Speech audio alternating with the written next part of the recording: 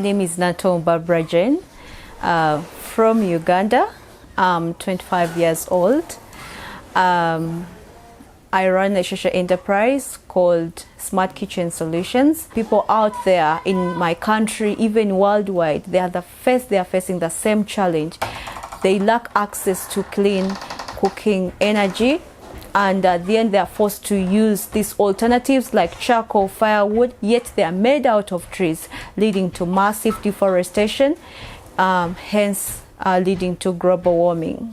It became a problem during COVID-19 pandemic because it's the only alternative that we can afford at our home, that we used to spend more than a quarter of our daily income, that forced my mother to reduce meals from 3 to 1. So, and this really made me to think of how best can I solve this problem, the challenge we are facing at home. I got to learn more because of the pain we're going through back in my home, and this, after making research, I realized that over 90%, according to the Uganda Bureau of Statistics, they are still using charcoal and firewood as their main source of cooking energy. So this really triggered my mind to really dig deeper in this problem that is happening in our country and look for a solution. Here they train us to utilize the available resources because no capital is given to you, but you have to think hard to brainstorm how best can I start without even having a single coin. So I realized that in our kitchen that waste was disposed of, and through the research I made, then I tried to dry it out. I burnt it in an empty tin of sardine that I used to, to burn that waste, to get something out of it, to see the chemistry, what can I get out of that thing. It was not an easy journey, that things at first, because this waste, after it getting dry, we burn it in absence of oxygen, that it turns into black but remains in its real form. So it turned into ash. Then I was like, what did I do wrong? But I tried consistently, and things were able to move out. I crushed them. I tried to use my hands. Then I tried to cook with them and said, oh, something can come out of it. So then getting to the actual product that I could take to customers, then roughly took about 6 months. At that moment, I was alone when I started this whole thing. So I used to do door to door, like for them to test the product, to give me feedback, how best can I improve it, does it really solve the problem they are facing? Because even before bringing the product to them, I went on discovering what pains do they have while cooking. So this gave me a clear picture to figure out what can I do. And when I did it, I took it. They tested it and people were really giving me feedback, and I continuously worked on the feedback. Again, I took it back, still I worked on the feedback. So along the way, when I was doing that continuous customer discovery in Impigi town, because also I used to do it in Kampala, one of the guy told me, I have some machines kept in my garage. The machines are out there, the ones I first used, they are manual. And at a certain point, my chest was affected because it needed much work. So I started with that, but I tried to, apply for different programs where I feel like I'll get support. So I landed on this program that supports entrepreneurs in energy. So it supported me with one machine. Most of the things I've just received them recently, since last year. So it has been more of persisting, looking for funds, trying to apply for different programs where you can get some grants, like pouring yourself out there, pitching your project to any person you see that is potentially can support you, and also trying to do crowdfunding, which didn't really go well. So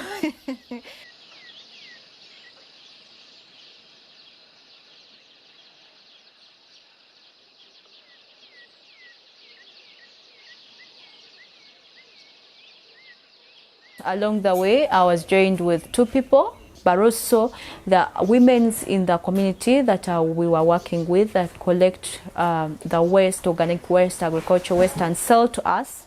Okay, so generally, the different processes that this product goes through to get it finished as you see it. So we get the waste, we dry it, we carbonize it, and then it's crushed. We bind it, and then we get this pre-finished product. Before it even being like this ready to be used, we dry it. So it goes through a different process. So these processes help it to be more effective. It makes it to be smokeless, that when a person is really using it, it doesn't produce smoke. Yet the normal chalk and the firewood, when people are using it, it produces smoke, which predisposes them to respiratory diseases like asthma. But then also this really caters for that it is smokeless, it is clean, stainless, that you can see, no stain, like you can just break it and you use and you put on your charcoal stove. So at the end,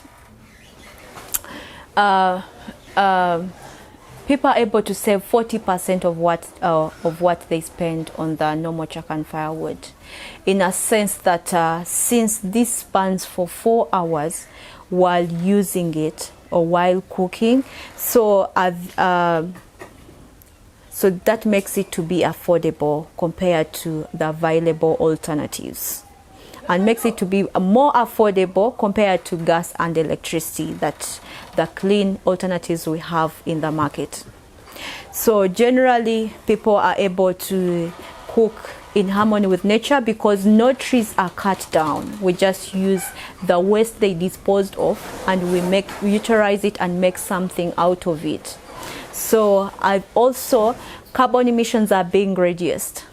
So did you know that a kilogram of this saves 4 kilograms of carbon emissions? So you can imagine, in case people adopt this product, how many carbon emissions shall we have saved? And also a ton of briquettes saves 88 trees. So you can imagine still. So at the end, we are saving our environment, but also improving the lives of people through their health, and also how they spend, improving their financial stability, because COVID-19 has really hit us, and things are not really moving well, but everyone is looking for ways, how best can I save? So this is the way to go, to use this alternative. Yes.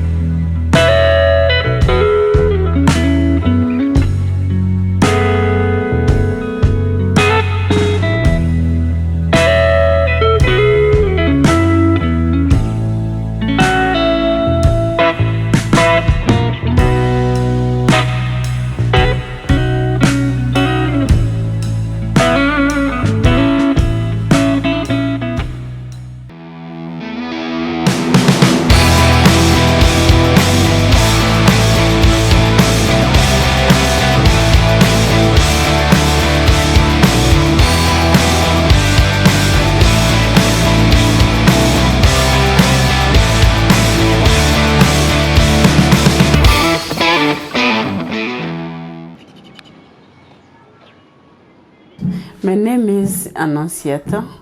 I'm the head teacher of this center, Heroes Daycare Center for Children with Severe Disabilities. It's a center created by parents and friends of children with disabilities. I'm a head teacher, but I'm also one of founder members. Last but not least, I'm also a parent of a child with disabilities. I have a child with cerebral palsy.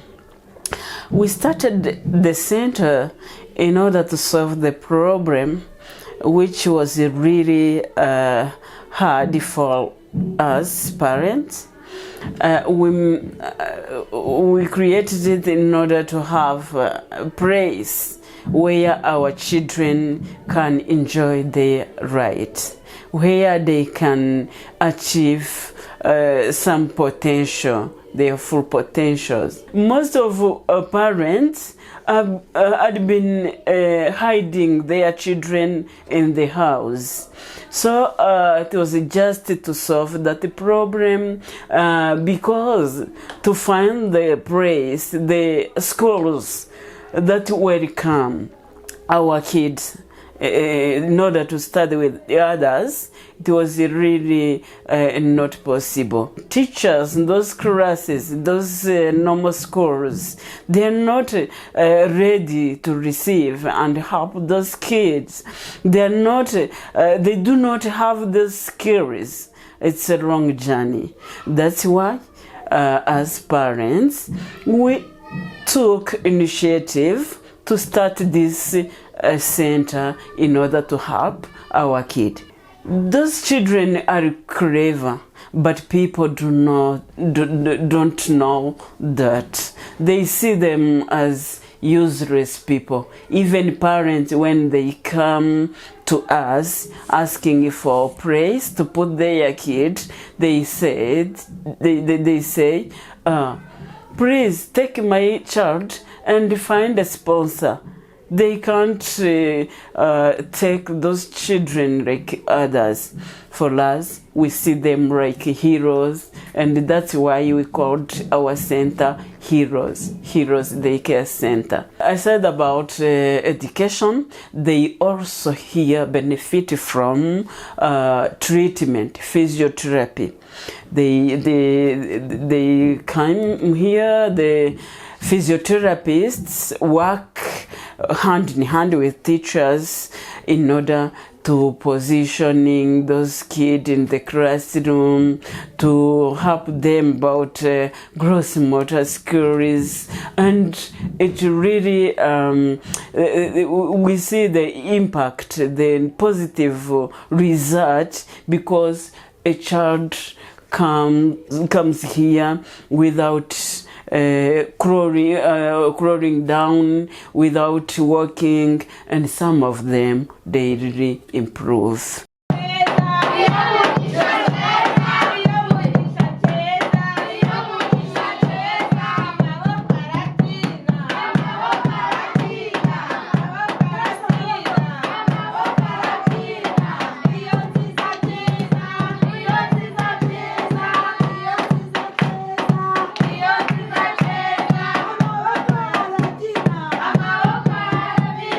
And we have also in this center the service of feeding or school feeding program. It started in order to support those two that I can say main ones, education and therapy, because to give services to a child who is hungry with the empty stomach, it's really not possible. We used to receive children, and you see the child is hungry, he can't follow teacher, he can't have forces to be treated in physiotherapist, because at home they are not eating. They come from poor family. The children benefit from musical therapy, and it is really good for kids to develop the reflex to grasp, to hear, to enjoy.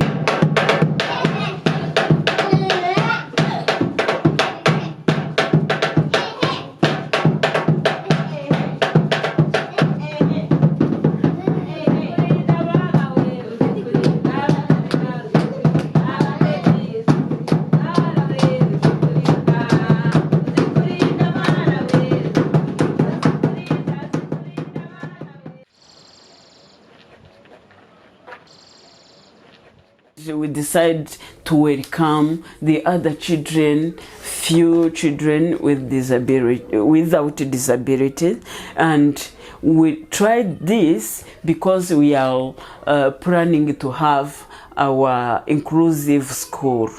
Inclusive school, we wish to have it because we struggle looking for the other school, primary one, to welcome our kid. We have now about 6 children in primary where they are studying in primary school with the others. It's really an issue for us because we have to follow with them to train those teachers where they are studying. Some of them, they regress because they are not in a good environment. They're not. They are in an environment which is not adapted to them. They have disability, the environment is not accessible, teachers, they are not prepared to receive them, to teach them. That's why we tried our best to fundraise, to contribute, to look for donors in order to construct the school where the child will continue in primary. And if possible to continue, why not in secondary school? Yeah. After bringing children in the center, we don't forget also their parents. We created a parent group where they come twice a week in the center. They volunteer, they help us to work for their kid, cooking, cleaning, and to assist in the classroom because those kids really need many employees and we are not able to pay them. And we are not able to pay those specialists in need. For example, we do not have a social work. Is really needed. We do not have a psychologist. We receive parents crying. We receive people who really need a psychologist or a counselor to help us to treat them, to talk to them.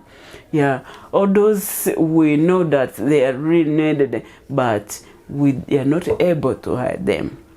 And those these parents, we teach them crafting. When they come, they discuss, they share the experience, and it really changed their life. They are no longer crying. They are no longer saying, I have a child, useless child. Yeah, it really changed the life, not only for kids, but also parents and their families. Yeah.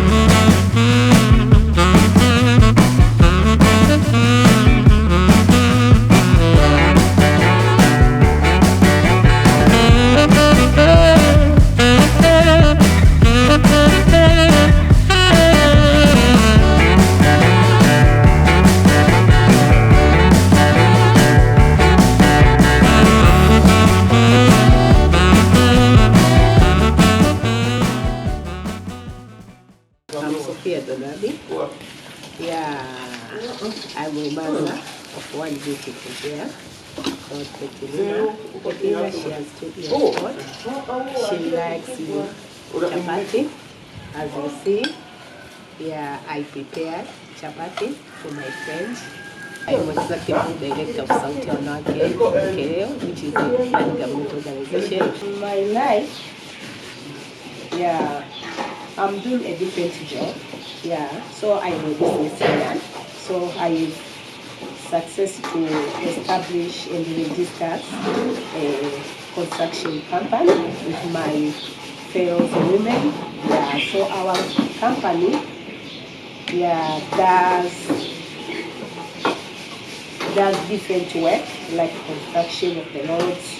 Yeah, also we plan to have cleaning the offices, different offices. Also we had a plan maybe in the future to establish a kind of the vocational skills which will be helpful for the women and the adolescent girls. Yeah, I success to mobilize women, different women around my community. Yeah, I also defend the rights of women and adolescent girls. Yeah, especially on the issue of the sexual reproductive health rights and also gender-based violence. Yeah.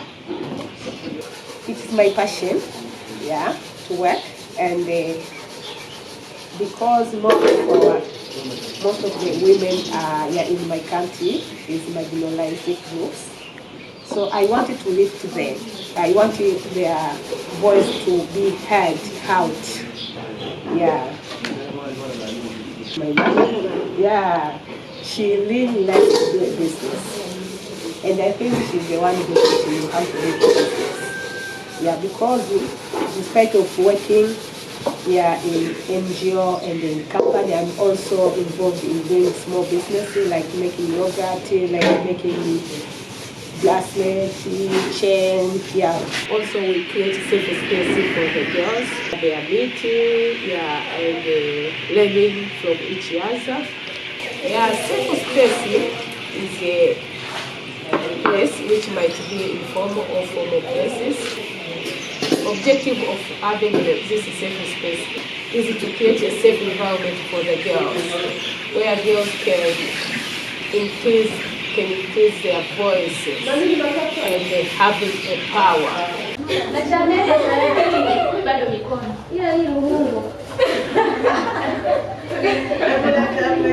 I was believed that if we establish the local NGO, we'll be there for the community instead of having the international NGO, which I believe that after finishing their mission, they will get out to that community. So we are defending the sexual reproductive health rights to be accessible to adolescent girls aged between 15 up to 19 to receive the contraceptive method voluntarily.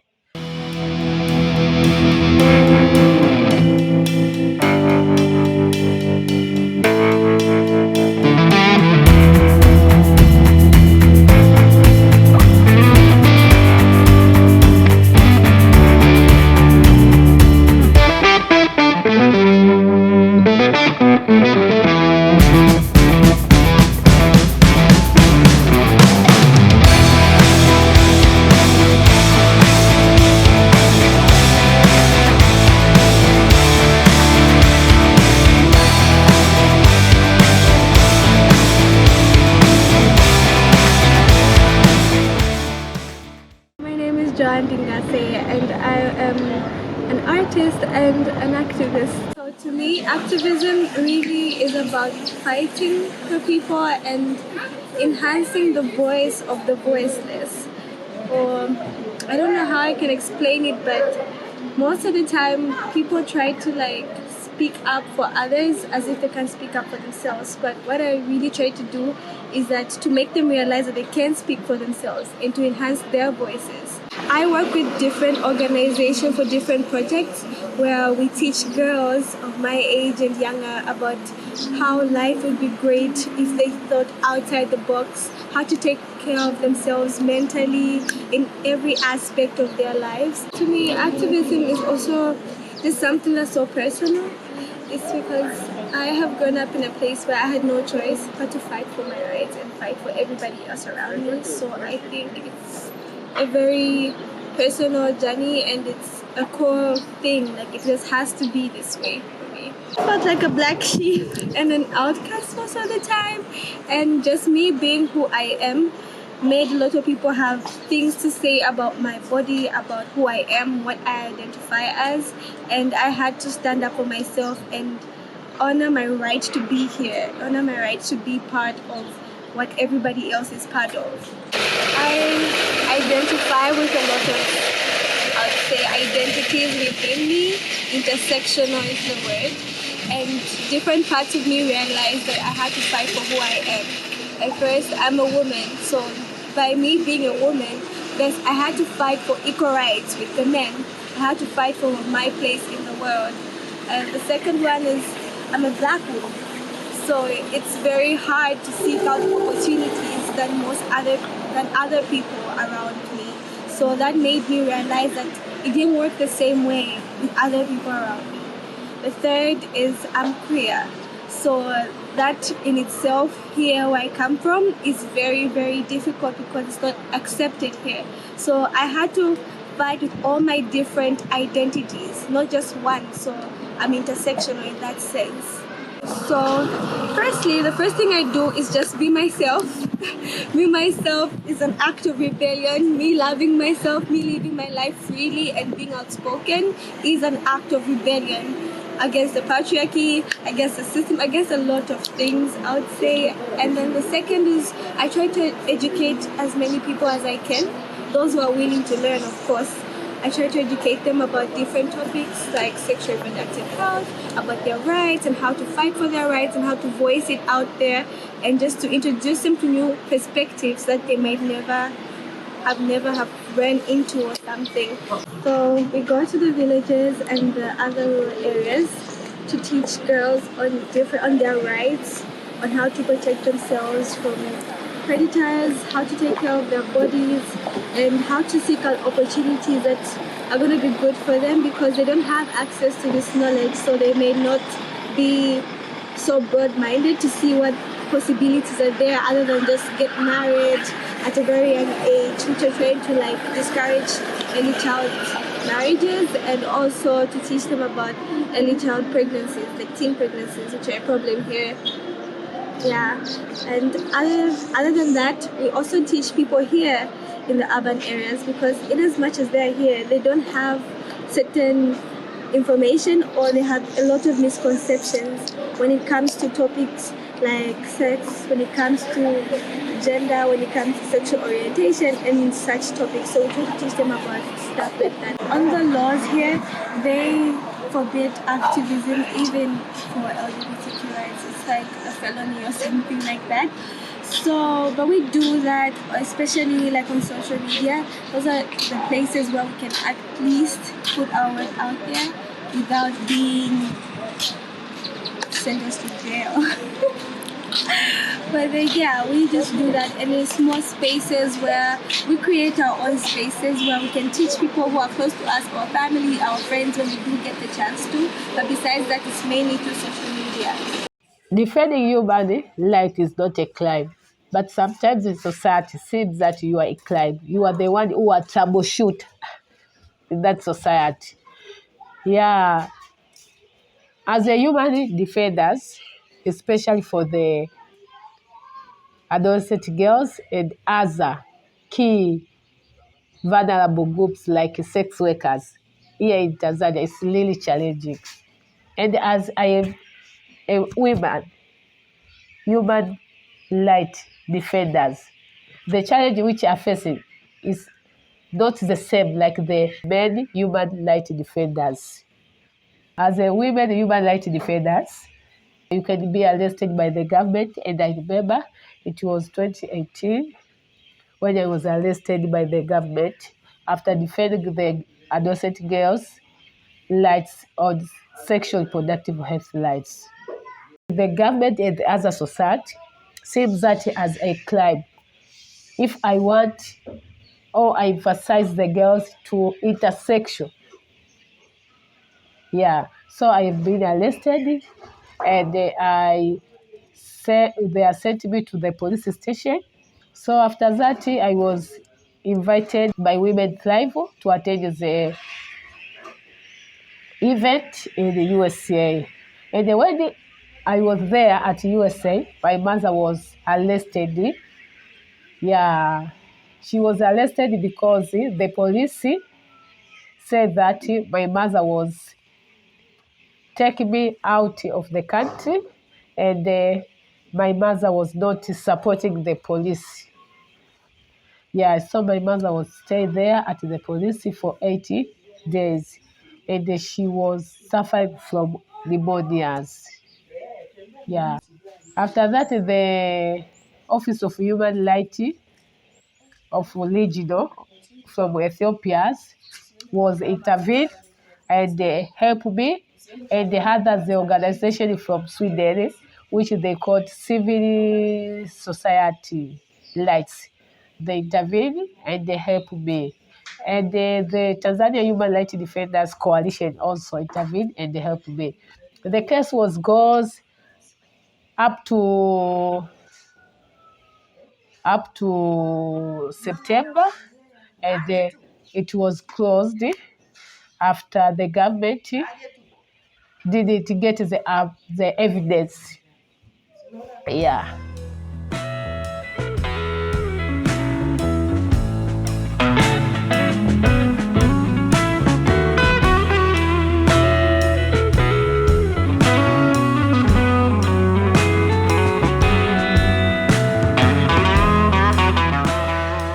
If you make just 100 kilograms, it takes you like a whole day. And making this, things don't come out very well. All that batch, all that production, you can't take it to customers. Like, I had tried many times, I had gone through different processes, and I was like, God, I cried. I was like, I think I'm going to give up on this, because I was seeing things were not really coming out the way I wanted them to be. I see like I was carrying waste on my head, like, you know, people talking, like, how can you touch in those things? Like, oh God. That moment, like, I felt like I wanted to give up. But sometimes when you listen to your inner man, you say, let me keep on pushing. When I went for the door-to-door sales, my legs could get swollen. But even tomorrow, I had to keep on pushing, because I wanted to make awareness of the product and people get to know about it, as well as get a continuous feedback for me to have a product that even at a certain point it can sell itself. Someone can refer to the other person, Yeah, so that was the worst moment. The worst moment, I can say. We are facing the challenge of inadequate resources, both the human and the financial. Teachers, therapists, caregivers, cleaners, cook, security guards. There are many people. The problem is just staff turnover. When they find where to be well paid, they go. That is a challenge for us. Once we will be able to pay them, we'll have sustainability. And you see, to work with kids and changing employees every day, every month, every year, is not good for kids. You see now the world as challenged by the COVID, also the war. Yeah. So it is affected us. Yeah. And I remember during the COVID, we closed the office and my business was not running. So I was overstressed because I have it the money and where can I get the money? It was really stressed. I feel extremely exhausted sometimes, but when I do feel that way, the thing that helps me is sometimes I take a break from it all. I know it's a lot, it never ends. It never ends. Things that are happening around the world never end. So I take a break from it all, from social media, from these discussions, and just take my time to enjoy the simple things in life. And meditation sometimes when I remember how to do it. Yeah, it is difficult to handle everything. Sometimes I'm too over stressed. So I need to do this. And sometimes I need to go to out, maybe to go out to spend. But sometimes if I have the money, I can go. Sometimes if I don't have, yeah, I can stay. Sometimes I go and watch the football, and sometimes it is difficult to me because I need to pay for to subscribe for the fee to watch it. At a certain point, the thing that really keeps you drive, like keeps on moving, it's the vision. Why did I start this thing? And where is it heading? Like, because I'm the vision bearer, so then I know where is this thing heading. Even though I don't have at that point of time, I didn't have any single coin, any single coin, even though 10,000 Ugandan shillings, but the vision kept me driving, kept me moving. It kept me pushing hard, even though things were not really really moving so smooth. Getting the waste at that moment, you don't have any resources. You have to carry it on your head. When you are getting it from the communities, you walk the long distances up to here for you to really get something out of it. So I can say it is the vision, knowing who you are, knowing where you come from, because even sometimes where you come from, when you look back where you have come from, even you look through your family, no one will really help you to reach your dreams. It's all about you. And also knowing what I want to be in this life. Yes, apart from the project, but also where I want to be. When I look at my role models, I'd be like, oh God, also have to do something to this world. Yes. I don't think I'll ever get tired of it because I just feel this passion for it, and I think I'm going to be doing this for a really, really long time. And I do want to learn more, especially on sexual reproductive health rights, to help people of different marginalized groups. I want to work with so many other organizations and go to other countries to teach people and to connect with people and just to create a whole big community that's international. I believe this will really give us a push because we want to venture into different products, innovative products of cooking. Like, how can we make someone's kitchen smart? How can they feel comfortable? And even in Africa, motivating men to go in the kitchen, to cook for their family once in a while. So it is something we really want to venture into and to make it happen. When we see the achievement we have, for us also, we do not understand it. We see them like dreaming, because everything was being done with with hope only. We started by contributing some money. We put them on the account, and after 1 year, we had at least 3 months of paying rent, and 1 teacher and 1 cleaner. We decided to start. We started with 6 children. Now we are that one. You can share your idea with other peoples you trust very well. Because after having that ideas, I shared with the group of women who I was trust them. So that's why we started. Because that's where all begins. Activism begins with yourself. If you're comfortable with who you are, if you're in love with who you are, nobody else can tell you who you are. So to get started, I think it starts with our communities around. You can talk about it with your parents, you can talk about your siblings, with your friends, and soon afterwards you realize that more people like you, and you get to connect with other people who have the same interests. And by the time you know it, you'll be part of it, and you won't even know what you're doing. It's great. Think critically. What do you want to be in this world? What are your dreams? And it knowing that you have a dream, who is going to help you achieve that dream? No one.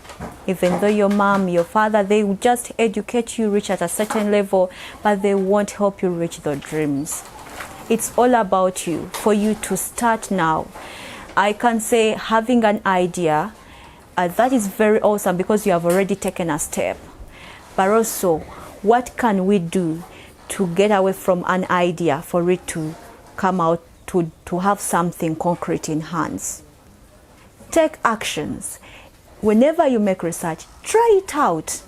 Don't just keep it in your pockets and you say, okay, I'm looking for funds. Try it out. Use the available resources around you. Use the connections you have around you. Use the network you have around you. Look into your phone. If me, Barbara, I have someone I know, just know also if you're my friend, you know that person. Utilize every person. Talk about your idea, what you want to achieve. People out there, they are willing to help. Always seek help. If you don't, then your idea will be kept in the pocket. And there are people like me out here who are ready to accept you in this community. So just be yourself and be free and be who you are always.